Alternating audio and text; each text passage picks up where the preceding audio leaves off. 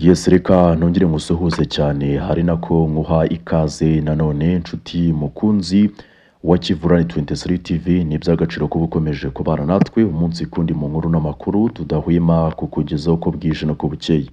Uyu munsi rero hari inkuru rwose ikomeje ku bana benshi urujijo, bamwe bati ese koko ni ukuri General Bunyoni wabaye minisitiri w'intebe w'u Burundi yamaze kutuvamo? Abandi bati reka General Bunyoni naritaba Imana, ariko ubuzima bwe busa nkaho rwose budahagaze neza bitewe ahanini no kuba General Bunyoni kuri ubu ngubu ari muri koma. Muri make ni byinshi bikomeje kuvugwa, gusa ariko kuri ubu ngubu amakuru atugeraho ashimangira neza yuko General Bunyoni ashobora kuba yitabye Imana nk'uko n'ubundi bivugwa n'abasanzwe bamuvuganira, ari nabo rero batanze impuruza guhera ku ikubitiro bavuga yuko General Bunyoni muri gereza akorerwa ihohoterwa ryo ku rwego rwo hejuru, ari nabyo rero byamuviriyemo uburwayi bwo mu mutwe kugera ku kigero cyaho yabonaga abantu akajya kwihisha munsi y'igitanda akinyarira. Muri make ntiyari afite n'ubwenge bwo kuba yamenya ngo nkeneye kujya mu bwiherero. General Bunyoni abamuvuganira n'ubundi leta y'igihugu cy'u Burundi yita ko ari abatavuga rumwe nayo bashimangira neza yuko General Bunyoni ashobora kuba yaritabye Imana ku itariki ya 12 z'uku kwezi kwa 10 muri uyu mwaka wa 2025.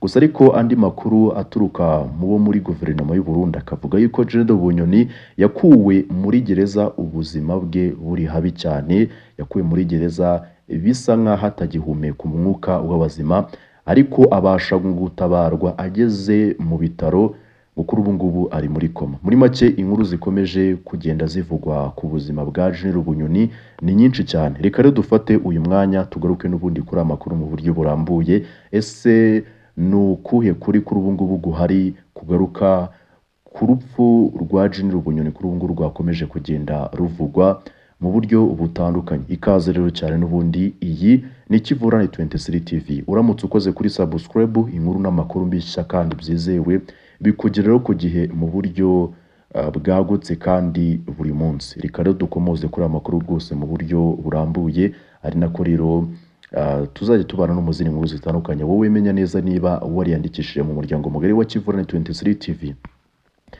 N'ubundi amakuru aturuka mu gihugu cy'u Burundi aravuga ko General Bunyoni wahoze ari minisitiri w'intebe w'iki gihugu yamaze ngo kujya muri koma. Aya makuru nayo aturuka n'ubundi kubo ku ruhande rwa guverinoma y'u Burundi, gusa ariko mu basanzwe bavuga yuko baharanira uburenganzira bw'ikiremwa muntu, by'umwihariko uburenganzira bw'umurundi, cyane cyane bagiye banagaruka kuri dosiye y'uyu mugabo General Bunyoni. Bavuga yuko General Bunyoni urupfu rwe rwaba rwarabayeho, ahubwo bikomeje kugirwa ibanga rikomeye, kuko ngo n'umuryango we nuzi mu by'ukuri uko ubuzima bwa General Bunyoni bwifashe magingo aya ngaya, nubwo leta y'u Burundi ivuga yuko General Bunyoni ari muri koma. Bunyoni ngo yagiye n'ubundi ngo muri koma ngo nyuma y'iminsi 5 avanwe muri gereza yari afungiwemo akajyanwa kuvurizwa mu bitaro bikuru bya Gitega. Ubwo n'ubundi ngo yajyanwaga muri ibi bitaro nabwo amakuru yavugaga ko atashoboraga kubona, kuvuga cyangwa se kumva. Muri make yari ameze nk'umuntu wamaze kwitaba Imana. Bunyoni wari mu bapolisi batinyitse n'ubundi mu Burundi, mu busanzwe yabaye minisitiri w'intebe w'iki gihugu hagati ya 2020 na 2022. Gusa ariko mu buryo butunguranye muri Mata 2023 nibwo uyu mugabo yatawe muri yombi ashinjwa ibyaha birimo gushaka kugirira nabi Perezida Evariste Ndayishimiye. Ni ibyaha rero nyuma yaje rwose guhamwa n'urukiko rw'ikirenga mu Burundi rumukatira igifungo cya burundu mbere yo kujyanwa muri gereza ya Gitega. Kuri ubu ngubu rero General Bunyoni bivugwa yuko muri gereza yagiye akorerwa ihohoterwa ryo ku rwego rwo hejuru, ari naryo rero ryamuviriyemo uburwayi busa nkaho ari ubwo mu mutwe, ngo kuko n'ubundi yaratotezwaga akarazwa rimwe na rimwe mu mazi. Ibyo ngibyo rero biza bisanga n'ubundi burwayi General Bunyoni yari asanzwe afite byageze ku kigero cyaho umuryango we wari wemerewe kumusura rimwe mu cyumweru, nawe rwose utangiye gukumirwa gusura uyu mugabo bitewe no kuba ibyo yari yarakorewe, muri make ihohoterwa yari yarakorewe ryari ryaratangiye kugaragara inyuma ku mubiri.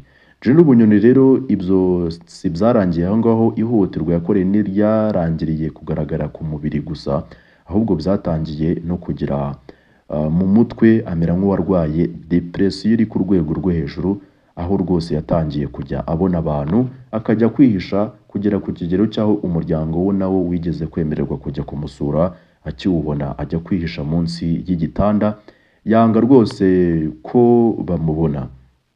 N'ubundi umuryango nanone Aprodi uharanira uburenganzira bw'ikiremwamuntu mu Burundi watangaje ko ubuzima bwa General Alain Bunyoni wabaye minisitiri w'intebe kuva muri 2020 kugeza muri Nzeri 2022 ngo buri mu kaga ku rwego rwo hejuru. Ibi n'ubundi uyu muryango bitangaje mbere yuko kuri ubu ngubu tumenya aya makuru yerekeye ubuzima bwa General Bunyoni, avuga yuko ashobora kuba yaritabye Imana.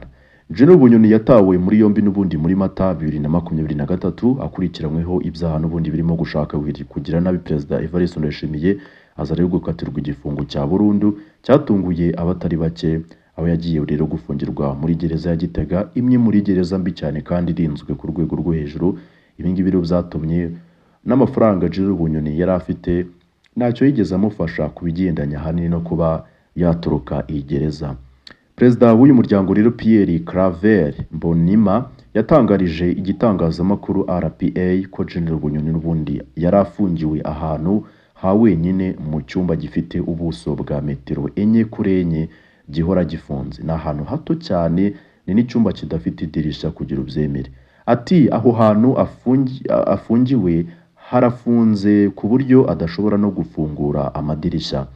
Ariho ingufuri, nta muntu n'umwe rwose wo mu muryango uza kumureba atari umugore we n'umwana we, nabo bageze aho ngaho batangira gukumirirwa kumusura.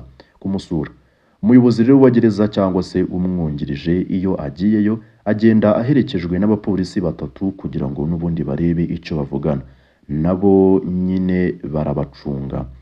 Mbonimpa yasobanuye ko iyo General Bunyoni ahawe umwanya wo kujya kota izuba arimaraho iminota 40 kandi ko aho aryotera hazitijwe ubuyungiro nk'ubw'inkoko. Nk'uko yakomeje abivuga, ubuzima bwo mu mutwe bwa Bunyoni bwarahungabanye ku rwego rwo hejuru, kuko iyo hari abagiye kumureba aho afungiwe baramuhamagara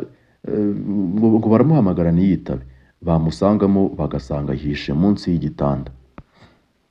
Yavuze kandi ko umugore n'umwana wa General Bunyoni bamusuraga inshuro 2 mu cyumweru, ariko nanone ko basigaye bamusura 2 mu kwezi bitewe n'ikibazo cy'ibura rya peteroli. Ati iyo bagiye kumureba baramuhamagara ntiyitabe, bakazategereza nk'iminota 10 cyangwa 20 bakinjira bakareba, bareba muri dushe bagasanga siyo yarari, bagasanga yihishe munsi y'igitanda niyo yiryamiye.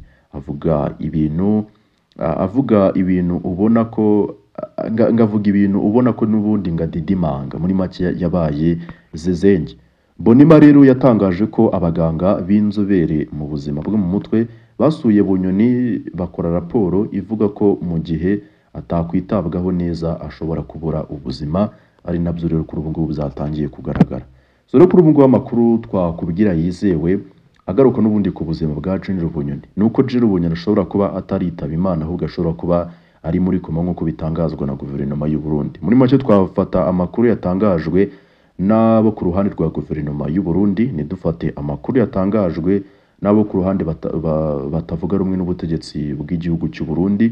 Gusa ariko none burya umuntu uri muri koma aba yitabye Imana, usibye ko n'ubundi biba bigoye kugenzura.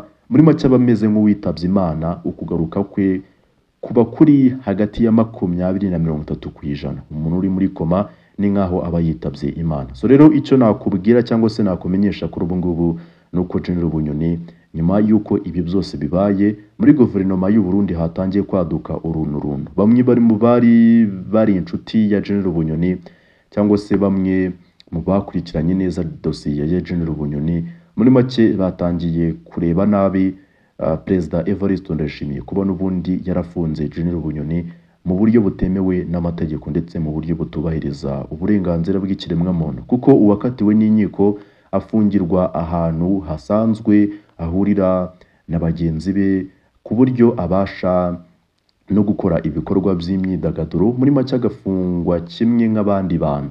Ujya gufungirwa muri kasho nuba wakoze urugomo muri gereza, nawe icyo gihe afungirwa muri kasho mu gihe kitarenze iminsi 40, byakabya n'ibirenza iminsi 15. Rero kuba General Bunyoni yarafungiwe n'ubundi hariya hantu, ndetse na mudasobwa ye akayamburwa na telefoni ye akayamburwa, ni bimwe mu bintu kuri ubu ngubu bikomeje n'ubundi gushyirwa ku mutwe wa Perezida Evariste Ndayishimiye, ko urupfu rwa General Bunyoni rwose rukwiye kujya kuri Ndayishimiye wafashe icyemezo cyo kumufungira ahantu nka hariya, akagenda akamufunga akamera nk'aho rwose ataye urufunguzo, niyite uko ubuzima bwa General Bunyoni buteye nyuma ya biriya byose yaciyemo. Ndagushimira cyane rero ukomeza ubane natwe no mu zindi nkuru zitandukanye kandi zizira impuha. Wowe menya neza niba warakoze kuri subscribe, inkuru n'amakuru mashya kandi byizewe bizajya bikugiriraho ku gihe. Ndagushimiye cyane.